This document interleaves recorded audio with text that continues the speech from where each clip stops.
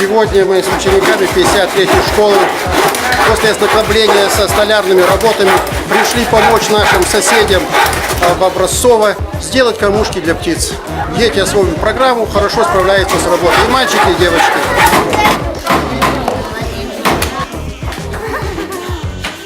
Ой, молодцы, какие вы вдвоем делали? Да. Ой, молодцы. И мама еще, ну прямо умница. Ой, ну с ума сойти, ну ты вообще молодец. Это прямо птичка образцовая, да? А? О, видите, какая чудесная. Так, а семечки-то где у нас были? Да? Вот, спасибо.